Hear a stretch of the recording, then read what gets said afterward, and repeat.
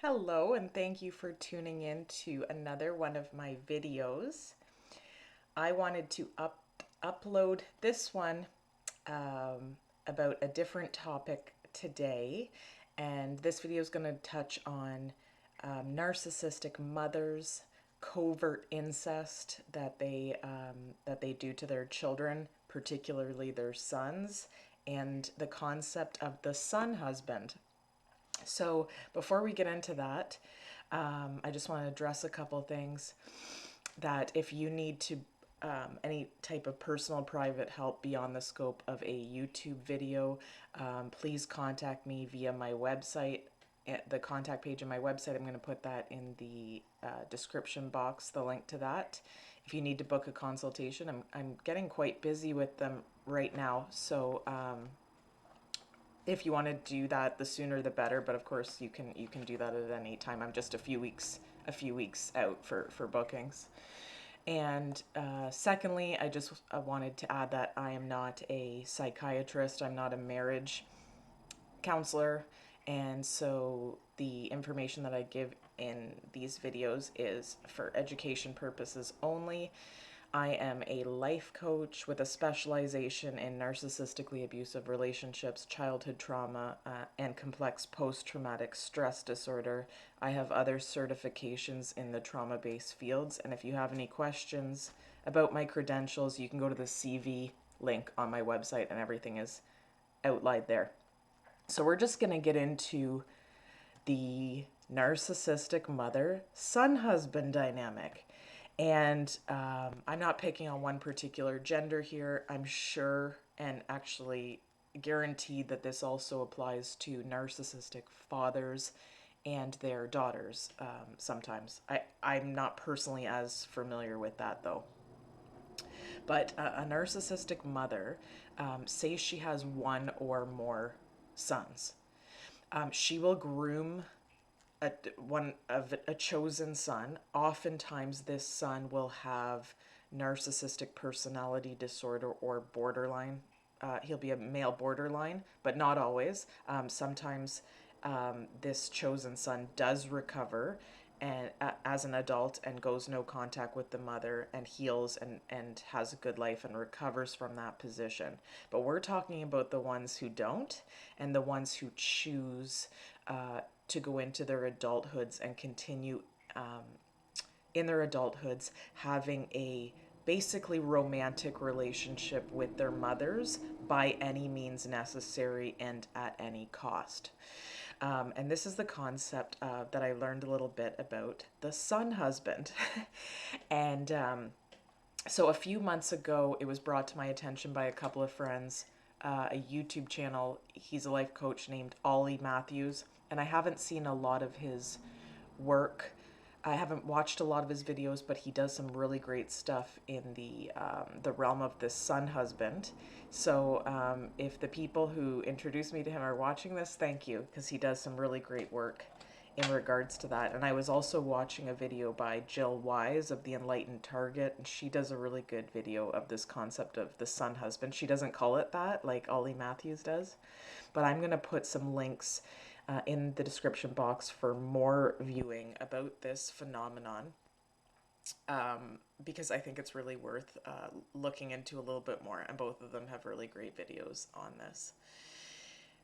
So this, like I said, this is a son that that the mother will groom from a very young age to be her surrogate spouse, and they are they are effectively living as a married couple for the rest of their lives. And it may not be an actual physical or sexual relationship, although, like, often, like, many times it actually is. But it will be such an enmeshment that the son will give up absolutely, like, the son worships this woman as a god and will give up absolutely all of his romantic relationships in life and even friendships, jobs, in order to serve and to please his narcissistic mother. And if he is a borderline or narcissist himself, actually, he will team up with his mother to target people and so that they can feed off each other's narcissistic supply. A more extreme example of this would be, I don't know if you've ever looked into the couple. It's a pop culture thing, but there was a mother and son years ago. The mother's name was Sante Kimes, and she was a really like psychopathic grifter, and she was basically married to her son, who participated in all of these crimes with her, and they were living as a married couple. They acted as a married couple. It seemed that they were, and so it's a relationship that is much beyond just like a close mother-son relationship. And this is something that if you're a woman entering, if you notice these red flags with a man that you're dating, that his relationship with his mother is more than just a good mother-son relationship, the sooner you can get out, probably the better, because it usually just gets worse with age. Like if the son is an adult and doesn't even realize that this is wrong or that this is an issue, you're not going to convince him. And the best thing you can do probably is to just get out of that situation, because you're always going to be, if you choose to pursue this relationship or stay in this relationship, if you're married to somebody like this, the fact of the matter is you're always going to be a mistress to a married man who is married to his mother. That's the best that you're going to come in, unfortunately. And that's the same with the father in this situation, who's married to this woman, or a romantic relationship, who's married, who's interested in this woman. Maybe she has a son from a previous relationship. You're always going to feel like a last resort. And they're trying to make you feel that way. They're literally triangulating you so that you can fight for them with their mother or with their son. It's very, very sick. But that's not a situation that is likely to get better. And you really have to talk to yourself and see if this is something that you're okay with living in. And you might not even know the extent of how close this relationship actually is. And even sometimes they're even really quite open about it. Like they'll say things about how this man might say he's telekinetically connected to his mother, or that they were soulmates in a previous life, or that they're best friends.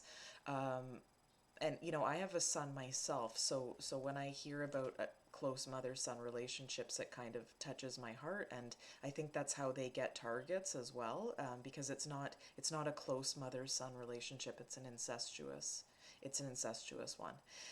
Oftentimes the man will be living well into his adulthood with his mother, and it's not for any type of temporary situation. This is long term, and he will have no problem betraying you and leaving you when you need it the most for this other woman, because he is married to her. Like that's his soulmate. And there's been situations that I've heard that are so extreme that the man will leave in the middle of delivering his child because his mother calls with some drama, and 100% the mother comes before his wife or his children. A fairly disturbing one that I heard about recently was a young lady who was dating one of these son husbands, and he had revealed some painful information to her about his childhood, so she decided to do the same. And she mentioned, I think as a teenager, that she had been sexually assaulted. And this man took it upon himself to go to his mother with that information, which the woman he was dating did not authorize or permit or say that that was okay, and she had never met the mother. So he ran to his mother with that information, and then he had told her that evening that how brave she was and thank you for sharing that with me. Then he went and told his mother, and the two of them teamed up to use that information against the girl that he was dating. And he broke up with her the next day, saying, "You're just too, it's just too much, because your story of having been raped triggers my mother, and so I can't keep dating you." Even though he chose to go and tell her the information. Like really sick and twisted behavior that this couple engages in, because that's what I'm going to call them. They're a married couple. So they target people in those ways. They their identities have fused, so they don't even know. Like the son in this situation is so far gone that he doesn't even know where his thoughts begin and end and where his mother's begin and end. He doesn't even know if it's him who actually wants to be dating this girl or it's his mother, because their identities have become entirely fused and entirely enmeshed. And that's I believe why Ollie Matthews discusses the borderline aspect of this, because once you're dealing with a cluster B personality disorder, there really is no.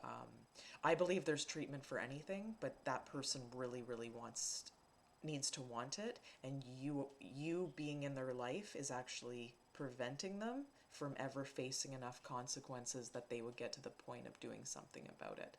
So if you're in a relationship with somebody like this, it's literally by the fact that you're in the relationship with them is literally enabling this dysfunction and him and his mother thinking that this is normal. It's only when, and even then it probably won't change, to be honest with you, it's only when enough people walk away and maybe the sons start seeing like, okay, maybe I would want a relationship with a woman one day that's healthy, because no healthy woman is going to stick around that. And he would have to get to that point, almost like an alcoholic or a drug addict who is not a narcissist has to get to the point of, okay, I need to change this. There's been enough consequences now. I need to do the work. And so, son husbands, there are some who have recovered, who have cured, but they have to get to that point. They have to not have a personality disorder themselves, and that has to be when enough life consequences have hit them in the ass that they're gonna, go no contact from the family and be single for a period of time, for a long period of time, and do the work. But when you're enmeshed, when you're talking about a son husband, they're so enmeshed that to be able to break away from that when your identity is fused with another person, I would guess is near impossible. And to stick around waiting for that to happen is it's only harming you. And I'm not going to tell you what to do with your life, but you have to ask yourself if that's really how you want to spend it, either as a man or a woman, because unless that person's children are very young, this is it's disturbing behavior, and you don't need to come in last to somebody, right? If you're their spouse, you're their spouse. If you're their partner, you're their partner. You don't need to compete with somebody's son or somebody's mother in some weird dynamic because they're having an affair, basically. So that's something to think about. But like I said, I'm going to put a couple more links in the description box of this video to explore this concept in further depth. And if you are one of these recovered son husbands, this video is not for you. And I think you're really awesome that you were able to get away from that, and really commendable. I have heard of it happening, so that's awesome. Or if you're married to somebody who is able to do that permanently and successfully, that's great. This video is not for you either, but it is for people who are seeing some very weird red flags between a son and his mother and what that might actually be. And it's not just a loving mother-son close relationship. I promise you. So before I wrap up here as well, I wanted to touch on something, because I got a couple emails recently asking me why I no longer talk about the political tyranny type stuff that originally made me start my channel, because the first couple videos I did on YouTube were sort of politically based, and my concerns about what was happening politically and my views have absolutely not changed. But YouTube did hit me with a couple strikes, so I have moved really the political type stuff to Brighteon, which there's a link to that on the homepage of my YouTube. And if you don't share the same, political opinions or whatnot, that's totally fine. You just don't have to go there and look at it. But you know, I have clients from all walks of life, political ideologies as well. So you know, people should have that option. That's a part of it. The second part of it, though, is there is a method to that as well, and this is something that I'm very, very firm on and very strong on, and need to reiterate. When you're leaving one narcissistically abusive relationship, such as a domestic violence situation, a work situation, political tyranny, it can be very tempting and very easy to think that the solution is, oh, finding tons of like-minded people. You know, if we agree that, you know, this is all political tyranny, we're all on the same side. And predators know when you're vulnerable and fearful like that, and looking for like-minded people and looking for community, and they know that. And so when you're in that position, which is totally normal, you know, you're scared, mandates, all this other stuff, and I agree with that and I hear that, but that type of fear and looking for other people who think like you can draw in, it can draw in some great people, because it's nice to hang around like-minded people, but it can draw in some predators as well. And when you're vulnerable, that's prime time that malignant narcissists go on the hunt for like cult members, or when people are out looking for some prey, and they know that you're looking for like-minded people, and they know that you're trying to connect to to people who think like you, to people who are maybe afraid of what's happening, and they know that, and that's so it puts you in a prime position to be abused by yet another narcissistic system, whatever that is. It's almost like, you know, leaving an overt narcissist, you know, a man who hit you all the time, a man who screamed at you all the time, had these overt narcissistic rages, and then literally you think you met, you know, you go right into something else, and it's a covert narcissist, and he was Prince Charming for 3 months, right? So until you do the work, until you recognize all of the components of this really diabolical system and how it plays out, you know, you can be at a political rally and think everyone there's on your team, and oh yeah, we're all fighting the good fight against tyranny, when actually the person beside you is looking to exploit you, or there's somebody there recruiting for a cult. You know, so it's fine to do these rallies or like-minded events or things like that, but without understanding all components of narcissism and what these things can look like, you can be caught up with another one in just a different body or in a different political ideology. It's the same shit, different pile. So that's why I talk about all of these facets, not just politically motivated ones, because it's extremely important, so that a full healing takes place, so that you're not just jumping from one situation to another. Anyhow, please take half an hour or whatever it is to watch the videos that I'm going to link to in the description box. And I hope you guys have a beautiful day. Thank you so much for watching.